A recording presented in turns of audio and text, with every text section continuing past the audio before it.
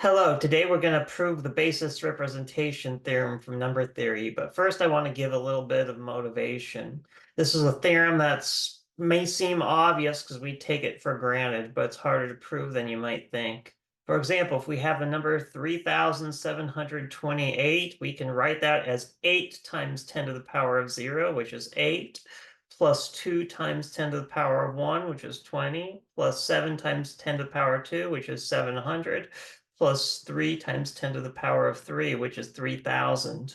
Another way we can encode this information is in a sequence whose domain is the set of non-negative integers.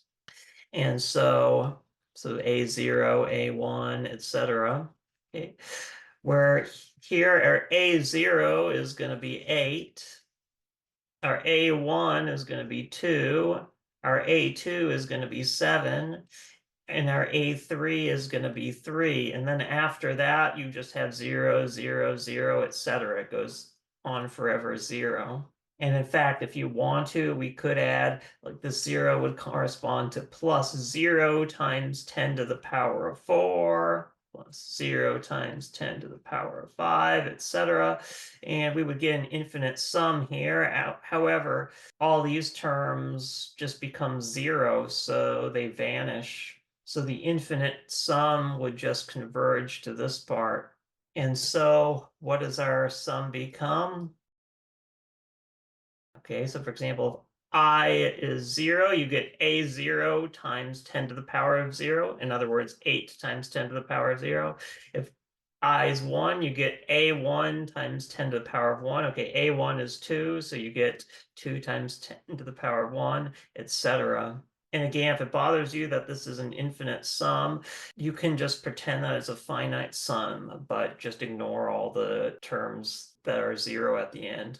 Now, our intuition tells us that we can always write a number like this, at least a non-negative integer, in this form with a few constraints. One is that these AIs eventually have to be 0 because if, let's say, this wasn't 0, if this was 1, 1, 1, etc., well, then the sum would diverge to infinity. But if the sequence is eventually 0, then this really becomes a finite sum. Another thing is that we can always choose these AIs to be between 0 and 9. And finally, our intuition tells us that if we choose all these guys to be between 0 and 9, not only will a number like this always be able to be represented in this form, but this is going to be the unique representation. So there's only one sequence like this which will work. Also, there's nothing intrinsically special about the number 10 here. So it turns out that for any integer b, which is at least 2, in the special case b is 10, the number has a unique base b representation. Let's try to prove it. So here's the theorem we want to prove. Let b be some integer that's at least 2. Then for any non-negative integer n, there exists a unique sequence having the following properties. 1, the sequence is eventually 0, so ai equals 0 for all sufficiently large I. 2, each ai is an integer from 0 to b minus 1. So like, for example, if b is 10, then each ai has to be between 0 and 9. And then thirdly, the sum of these guys is equal to n. So let's prove it. We'll proceed by induction on n. So for our base case, we want to show this is true if n 0. How can we do that? We'll consider the constant sequence where each term's equal to 0. Well, obviously this, since all the terms are 0, it's obviously eventually 0. Secondly, notice that since each AI is 0, then each AI is in the set. And thirdly, notice that if each AI is 0, then each of these guys is 0. So we're adding up a series with a bunch of 0 plus 0 plus 0 plus 0. And so that's going to come out to be 0, which is n. So notice that this sequence satisfies all three of these properties for if n 0. Okay, so in the case n 0, we know there exists a sequence satisfying the three properties. But how do we know it's unique? Well, towards a contradiction, assume that it's not unique. Assume there's another sequence. Let's call this capital AI. And let's assume that it's different. It's a different sequence from our lowercase I, AI. But let's assume that this sequence also satisfies the three properties, of course, with capital A's instead of lowercase a's. Okay, well, if these two sequences are not equal, then that means there must be some term on which they disagree. So that means at least one of the capital AI terms in the sequence is going to have to be greater than 0. And the reason for that is, well, we know it has to be between 0 and b minus 1, so it can't be negative. But we know that they can't all be 0, because if they were 0, then it would be the same as this. So we know there's at least one of these guys that's greater than 0. So when you add up all these guys, okay, well, our b to the power of I is always positive because b is. And at least one of these AIs is positive. They're all either positive or 0, but at least one of them is positive. And so this is going to be greater than 0. And therefore, this cannot be equal to n. So that's a contradiction.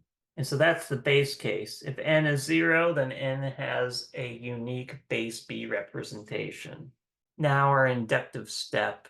So you want to assume that for some fixed arbitrary n, which is positive integer, that there exists a unique base B representation. There exists a unique sequence satisfying the three properties for n. And notice I changed the notation here. The reason I'm changing the notation slightly here is just for convenience. We want to show that there exists a unique sequence satisfying the three properties for n plus 1 as well. And by the way, that's why I changed the notation a little bit, so we know which sequence we're talking about. Now, here's where this can get a little bit complicated. Remember, these are base B representations. Let's think of an example. Going back to the idea of base 10 representations, let's say if our AN is this sequence, the sequence representing 58, well, since this is less than 9, we can just add a 1 to here, to the 0th term, and get this sequence. And this would represent 59. So if this is n, this is n plus 1. However, this could be more complicated. What if this was instead of 58, what if this was 59? Well, then since this is a 9, then if you want to add 1 to this, basically you have to carry. So what you do is you make this one a 0, and then you make this one a 6. Okay, so if this represents 59, then this represents 60. Or in an extreme case, let's say we have a sequence like this. Well, what's going to happen? Well, our first term that's not a 9 is going to become a 6, and then all these guys are going to become 0. So 0, 0, 0, 6, 9, 8, 0, 0, etc. Okay, so our strategy to get this sequence from this one is going to be to find the first term in the sequence that's not equal to b minus 1. And for the new sequence, make that term one more, make everything before it 0, and everything after it leave the same. So let's do this formally. Let L be the smallest non-negative integer such that an of L is not b minus 1. In other words, L tells us what's the first term in the sequence, which is not equal to b minus 1. Since we know the sequence is eventually 0, we know that eventually we'll find some term that's not b minus 1. We know that because b is at least 2. So now let's define this sequence. So this is the rule that we're going to make for our sequence. All the terms before the nth term of the sequence, we're going to set to 0. For the nth term, we're just going to take whatever the old sequence had, but add 1 to it. And then finally, for all the terms after that, we're just going to copy whatever the old sequence had as is. Okay, so I claim that the sequence we just defined here satisfies the three properties for n plus 1. For the first property, well, we know that this guy has to be eventually 0. Why? Because for all sufficiently large I, we just copy whatever the old sequence had. So since the old sequence is eventually 0, then our new sequence is going to have to be eventually 0 too. As for property 2, we know that each term of our new sequence also has to be an integer between 0 and b minus 1. Why is that? Well, we know that all the terms before the nth term are going to be 0, so they're definitely in the set. We know that for all the terms after the nth term, we just copy whatever the old sequence had. So since the old sequence satisfied the 3 properties, all of these guys have to be between 0 and b minus 1. And then finally, in this case right here, if I equals L, well, remember, we assumed that an of L is not b minus 1. Remember, L was the smallest number for which that happens. So this part right here is going to be b minus 2 or smaller. So when you add 1 to it, you might get b minus 1, but you're not going to get more than b minus 1. So no matter what happens, this guy is going to have to be in this set. Okay, now what about property 3? Property 3 is that the sum is equal to n plus 1. But since it's not totally obvious, I'll prove it in its own claim. Well, here's the thing. We know that this sum here has to equal n because remember, the sequence of an comma i's, this satisfies the 3 properties, but for n. Prove the claim, it's enough to show that if we subtract both of these guys, we get 1. So let's try to do that by simplifying this expression. By linearity property of summation, we can turn this into this. And if you're worried about using infinite sums, remember that since our sequences are eventually 0, these are really finite sums in disguise. Why don't we also factor the bi out while we're at it? Now, here's the thing. Since this guy is the same as this guy whenever I is bigger than L, this difference is going to be 0 whenever I is bigger than L. And so the whole term is going to be 0. So we can rewrite this as a sum that goes from 0 to L instead of from 0 to infinity. Now check this out. Adding up all the terms from 0 to L is the same as first adding up all the terms from 0 to L minus 1, and then after that, adding the nth term individually.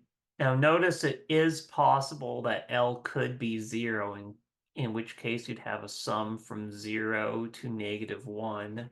In that case, you would have what's called the empty sum, which means this whole thing is just equal to 0, so then it vanishes. So no matter what L is, whether it be 0 or not, we can rewrite this like this.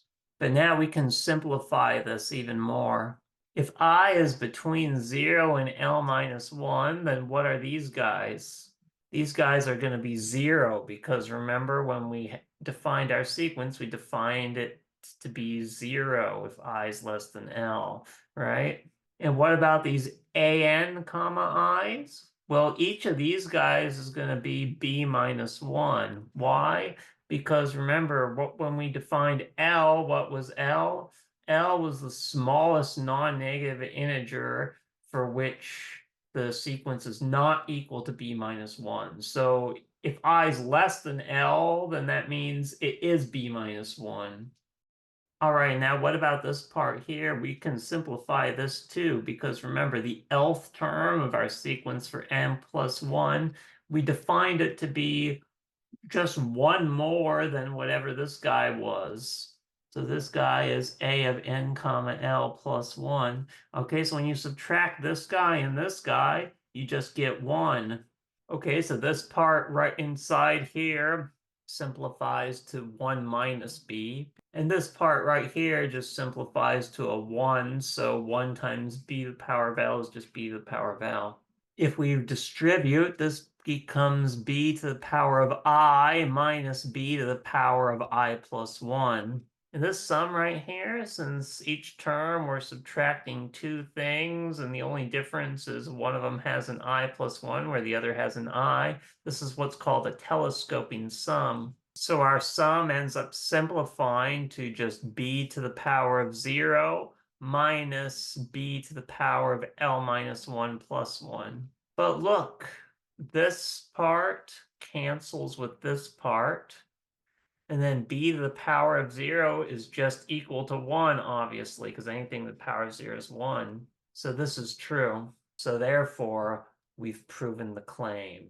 So we know that this sequence is eventually 0. We know that each term in the sequence is between 0 and b minus 1. And then we know that this sum equals n plus 1. And so our sequence satisfies the three properties for n plus 1. Okay, so we showed existence for n plus 1, but what about uniqueness?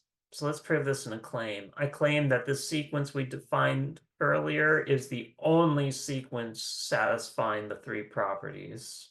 Toward the contradiction, assume there's another sequence. We'll write it with capital A's, which is not equal to our original sequence, but that also satisfies the three properties. Okay, well, if these sequences are not equal, then that means there's at least one term in them where they disagree. Let L be the index such that the Lth term is the last term in these sequences where they disagree. Because we know that eventually they agree everywhere, right? Because they're going to be 0, 0, 0, 0, 0. So what's the biggest index for which they disagree?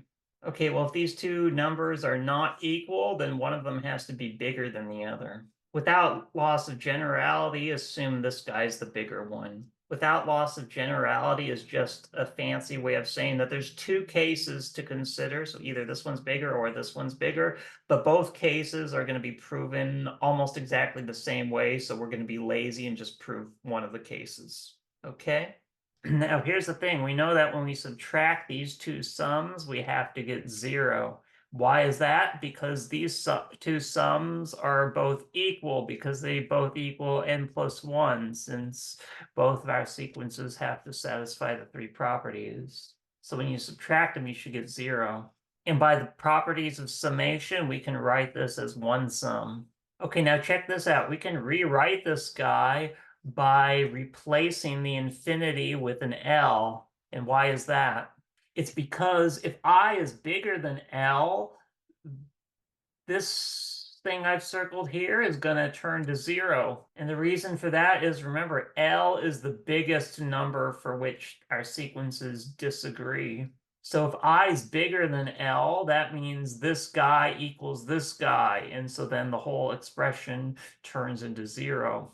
And now this expression right here, adding the terms from 0 to L, that's the same as adding first all the terms from 0 to L minus 1, and then adding the Lth term separately.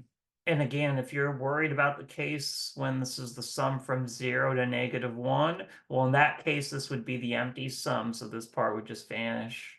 Now, here's the thing. This guy has to be greater than or equal to BL. And why is that? It's because we assumed that this guy is bigger than this guy. And since they're both integers, that means when you subtract this guy and this guy, you got to get 1. So this whole thing is greater than or equal to 1b to the power of L. And since when you add up both these things, you got to get 0, that means this part right here has to be less than or equal to -b to the power of L. So this sum right here has to be less than or equal to -b to the power of L. And since I don't like having to think about negatives, we can rewrite this expression by multiplying both sides by -1. Although remember, when you do that, then the direction of the inequality has to flip. I'm also going to factor out a BI. Now, here's the thing. Both these guys and these guys have to be members of the set 0 to b minus 1. So in particular, when you subtract these two guys, well, your answer can't be bigger than b minus 1, right? When you subtract these two guys, your answer has to be less than or equal to b minus 1. So that means this sum is going to be less than or equal to the sum that we get if we replace this part with b minus 1, since this part is less than or equal to this part. Now here's the thing. This sum right here is really a telescoping sum in disguise. We can write this as b to the power of I plus 1 minus b to the power of I. And so when you add up all the terms in the sum, everything cancels except for b to the power of L minus 1 plus 1, and then our minus b to the power of 0. And of course, what's this the same as? This is just b to the L minus 1. So we've proven that b to the L minus 1 is less than or equal to b to the power of L. And that's a contradiction. So this proves the claim. So that means there must be a unique sequence satisfying the three properties, but for n plus 1. So in summary, we've proven in our base case that there exists a unique sequence satisfying the three properties for 0. And then in our inductive step, we prove that if there's a unique sequence that satisfies the three properties for some random n, then the same is true for n plus 1 as well. So by the principle of induction, this theorem must be true for all non-negative integers n.